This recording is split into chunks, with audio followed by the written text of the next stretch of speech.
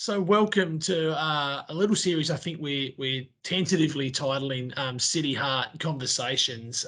My name is Callan Pask. I'm the Manager of Strategic Development and Communications at Clarence City Council. And with me I've got Sarah Bendai, the Project Manager for the City Heart Project for Clarence as well.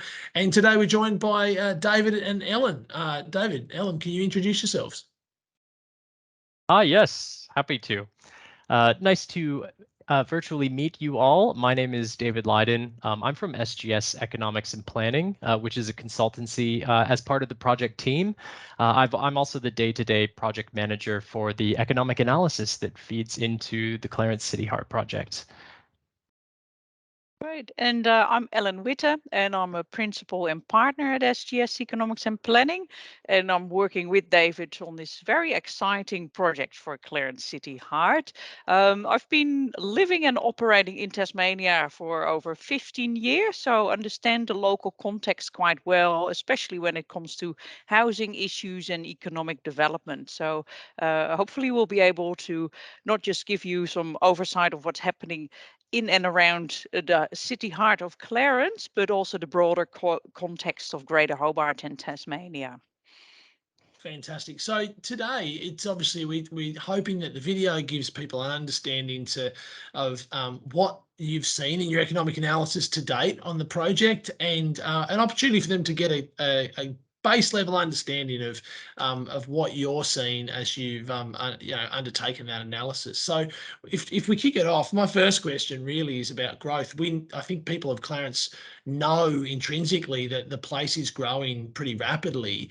What has your analysis uncovered about that growth in the area? Absolutely. I think that's a great point that people living in Clarence can see that growth. But our analysis was really to look at the numbers and then also look at that growth and compare it to Greater Hobart. So, for example, looking at the census, we know that in the past 10 years, from 2011 to 2021, the population of the city of Clarence increased by 19%. This is compared to 17% in Greater Hobart, so we know that that change is outpacing the growth in Greater Hobart. And perhaps there's a bit more context there as well, is what we are seeing in Tasmania as a whole, that population growth has been much higher than what was expected. So at the moment, Treasury is adjusting all its population projections, and Clarence has been a big receiver of new residents and growth within the community. So it's really bringing so much more vibrancy to Clarence. Absolutely, that's a great point. We're seeing lots of big trends, and it's impacting in the Clarence context.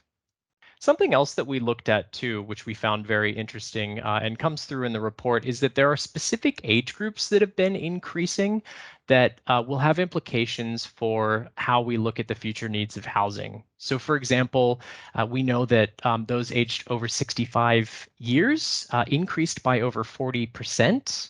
However, also interestingly, there was another demographic group that came through in the analysis, those aged between 25 and 34 years. There was a 48% increase over the 10-year period. So that's an additional 2,800 people between the ages of 25 to 34. And that's young couples, families just starting out looking for housing and coming to the community. And I think, again, that's quite a change from the typical trends we've always seen in Tasmania, where actually a lot of young families were leaving the state and only returning towards retirement age. So there's a real change in trend. And again, that's really changing the community. So it's really interesting to see. But also, I think with that, we see, of course, there's an increasing need for suitable housing for all the change to accommodate the whole changing community. And then we're talking especially about people who may not yet be able to afford a house to buy, so they're really looking at affordable rental, and that's especially important for the key workers in the area. But we should also not forget social and affordable housing, really to provide that whole spectrum of housing so that people, households can transition through that over time as they change over life and progress their careers and things like that. I might just pick up on that, Ellen, and absolutely, everybody knows that there's a real issue with housing affordability in Tasmania, but also in the rest of Australia, particularly in Hobart and Clarence, absolutely. And interested in that idea of the key worker that you just mentioned, and could you talk to us a bit about who these key workers are, and also perhaps why your analysis focuses on key workers? Yep. And it's indeed part of a wider trend in Australia is that housing affordability and especially rental affordability. So it's people often early in their careers not yet buying a house, and it takes longer these days anyway to be able to buy a house.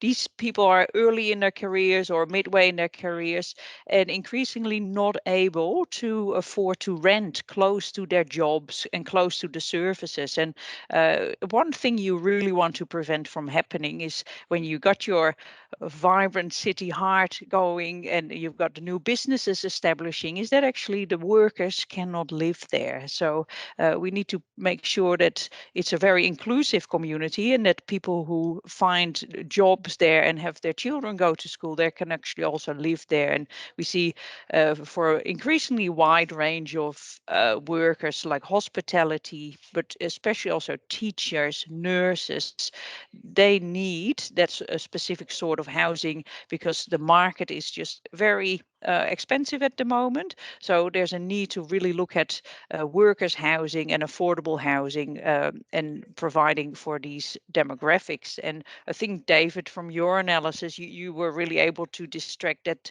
there's going to be quite an increase in City Heart of a range of types of workers from different sectors, right? Yeah, absolutely. We, in terms of the key workers identified, Ellen's already touched on a few. We pulled salary information in across Greater Hobart for some of these key workers. So, for example, a nurse working 4 days a week is probably expected to earn something around $65,000. So that's a key worker that might possibly work in the city of Clarence or is looking to live close to their place of work.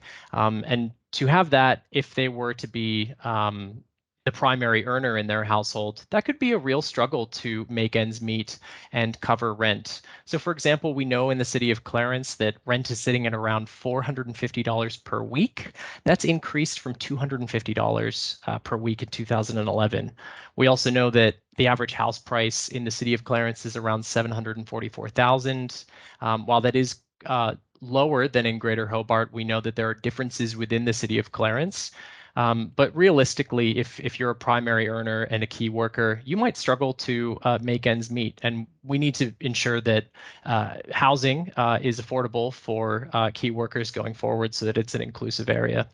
Yeah, and I think with that again, important to recognize that, of course, Hobart again is the least affordable capital city in the country to rent. So even moderate income households, so people with pretty good jobs, are paying 29% of their income on rent, and that's very close to that threshold of 30%, where we say that people are actually in housing stress, and that means that people cannot pay for their other primary needs such as food, heating of the house, medicine, transport, and education. So it's very important to make this community be successful and thriving, that affordable housing is more important than ever. You've spoken about key workers and their importance to driving industry and opportunity and economic growth in the city heart. What trends are you seeing for jobs and industry in Clarence, and what would it mean for the future of the city heart area? I can take that one if you like, Ellen. So as of 2021, there are around 4,800 jobs in the city heart.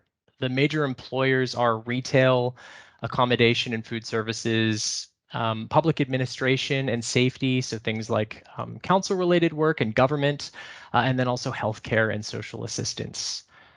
Now, in addition to looking at the types of employment that are in the city heart now, we have employment projections that show the likely trends going forward. And we know the big drivers of employment growth that we've thought are key to look at as part of this analysis are healthcare and then also retail. And that in some ways is reflective of an aging population and the requirements coming from that.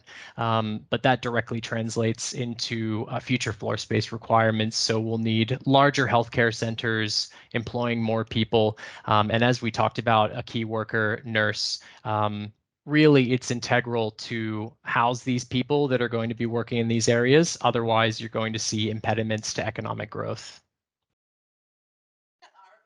So you see growth. Often we hear people talk about, does Clarence really have a CBD? Do people want to, invest more in that area versus being over in Hobart? But you see growth in demand for retail floor space, commercial floor space in the city centre? We do see that demand, absolutely. We know that there's already a concentration of healthcare employment in the city heart, which has an institutional draw card to the area. And then also retail is very important as well. You have Eastlands, and this is a major pull for the surrounding area and something that we think could be capitalized on in the future. And especially in light of the whole, what you can achieve in the whole area is you can very strongly rebrand the whole area, give it a whole new feel, and bring extra jobs in addition to the sort of the baseline projections. And that, of course, brings a whole range of vibrancy, perhaps also some more nighttime activity, more markets, and all that sort of activities that draw in people at different times, and it's just more of a joy for people to be in the city center. So there's a real opportunity to build on these great assets that are in the area. That's right. And we estimated that there existing is around 187,000 square meters of floor space, commercial floor space or institutional or retail altogether. And the projections forecast an increase of around 17% of additional employment floor space. So what does that look like? That looks like some of the surface car parking probably converted into commercial development, or just a better consideration of the existing buildings that we have, potentially increasing densities. And that will really add, like Ellen mentioned, to that vibrancy and better placemaking. Absolutely. It sounds like bringing people into the centre is the key to really kind of get the place, more vibrant and thriving. And I just wanted to pick up on, speaking of retail floor space, one of the recommendations that you make in your background report is just called "Capture the Evolution of Retail," and which is quite poetic. And I just wonder if you might be able to talk a bit about. Must have been a sentence coming from you, David. Thanks, Ellen. Would you like to discuss that a bit, David, perhaps? Yes, I can certainly discuss that. And in some ways, I think it pulls from what we've observed as a result of COVID. Now, obviously, lockdown restrictions have eased, but what we saw observed in COVID is that trends that were predicted to happen in 10 years are happening in 5 years. So there's more of a shifting to e-commerce and an increasing emphasis on place-based experiences and leisure and mixing of uses to make places distinct and more attractive. And we really saw that opportunity in Clarence through opportunities, existing cultural facilities, open space, the different assets that you have in the city heart area. I'm thinking of places like Rosny Farm, Belle Reeve, and the waterfront.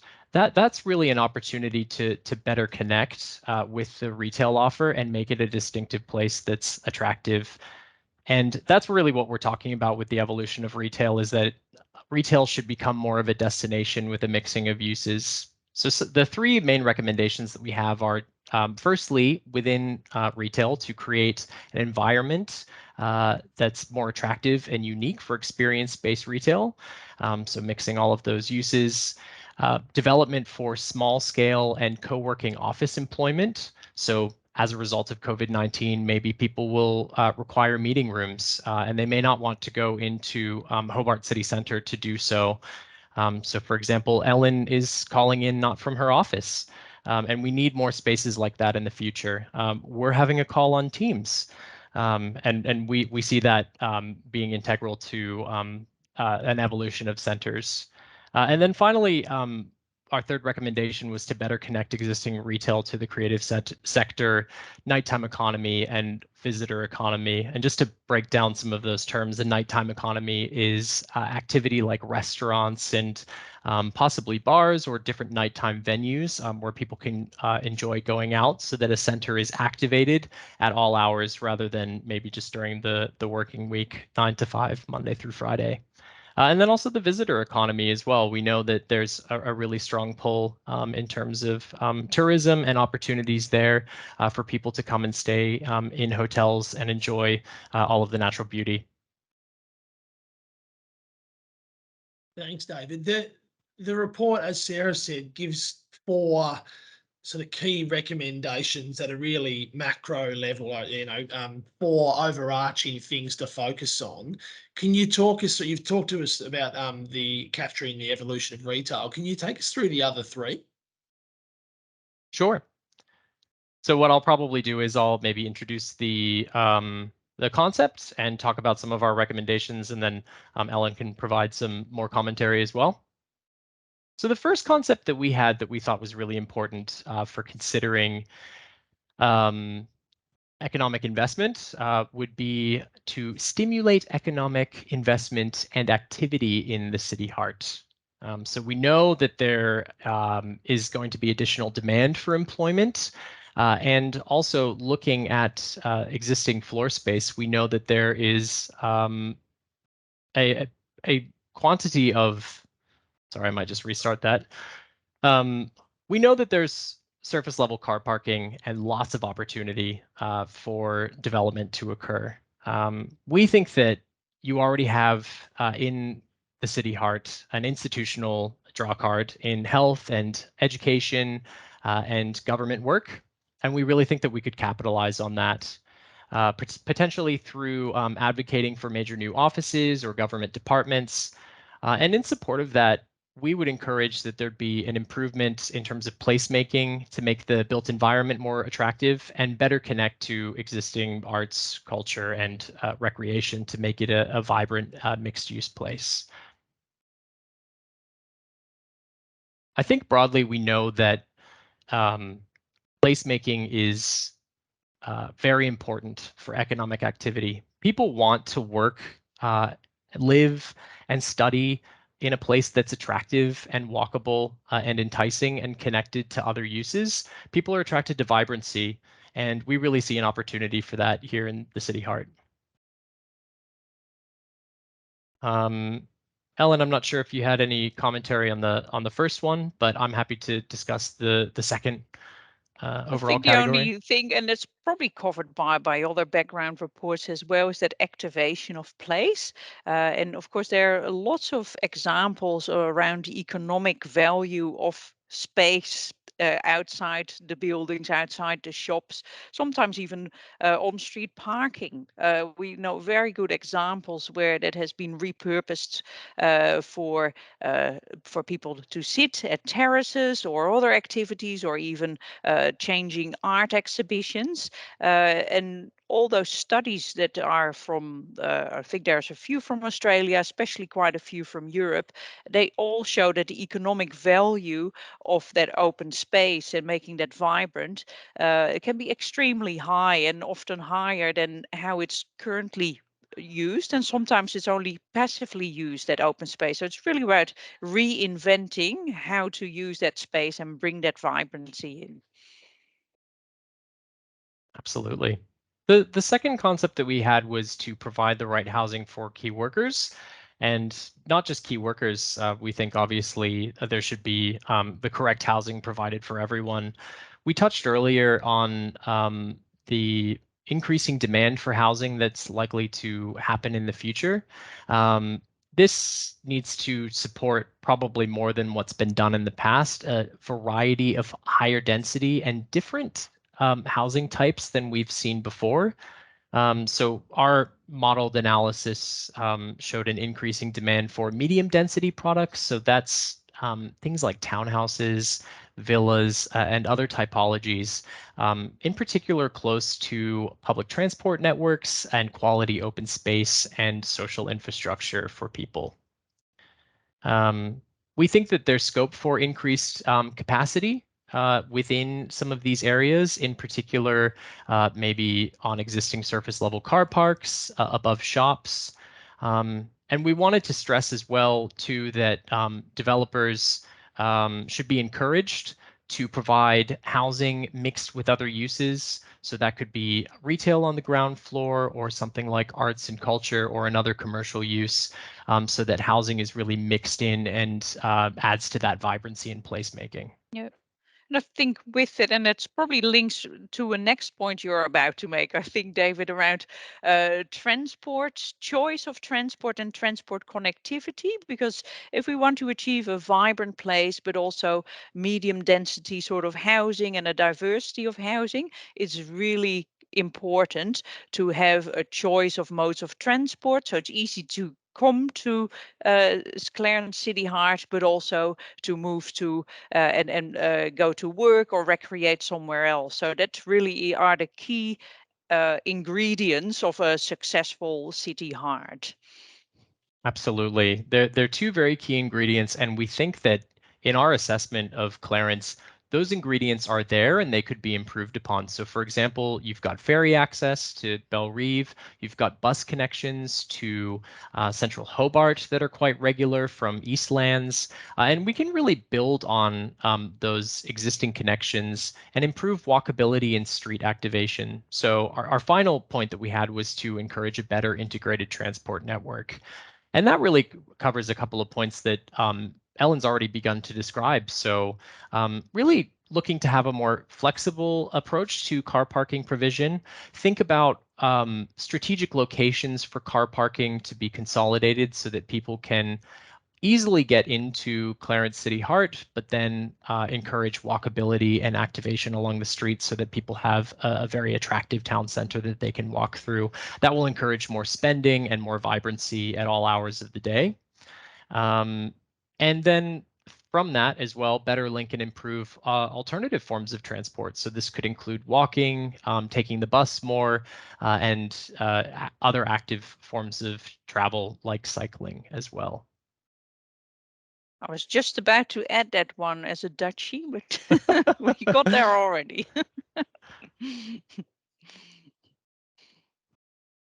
Fantastic. Well, I think I might wrap that up by asking a final question of you both, noting I'm going to put you on the spot here and ask for a short, quick answer around if you were talking to someone from Clarence right now, they were standing in front of you and you were having to leave them with something from your report. If it was one snippet, one thing that they were going to take from the economic analysis as part of the City Heart project, and you wanted to leave them with that, what would you be telling them? What's important? I think the key thing is to get the mix of ingredients right. For City Heart to really be successful, you need to make sure that you are enabling the floor space, so to attract the jobs, but also create the vibrancy. So the different transport and mobility solutions are very important, but also enabling high quality open space and high quality green space. With that also a diversity of housing, because increasingly we need to make sure that all community members and especially the key workers have a place to live in City Heart. Absolutely. I think the ingredients is great as a recommendation. My view really is that we've done economic analysis, we've looked at projections, and we've come to a view as to a target for what the future could look like for the City Heart. But really projections will stay as projections if you don't action on those ingredients. And so really what's required for some of these targets to be met and for new people and new vibrancy in the city heart would be to have those placemaking initiatives to encourage that investment and inclusive growth. Yep. And with that, the whole master plan is the recipe that brings all those ingredients together. That's right. Absolutely. That's a lovely way to finish. David, Ellen, thank you so much for your time. We really, really My appreciate pleasure. it. And we're looking forward to the next phase of the project, which will be concepts that will go out for community consultation in February and March in 2023. So thank you very much. That's great. Thank you. Looking forward to it.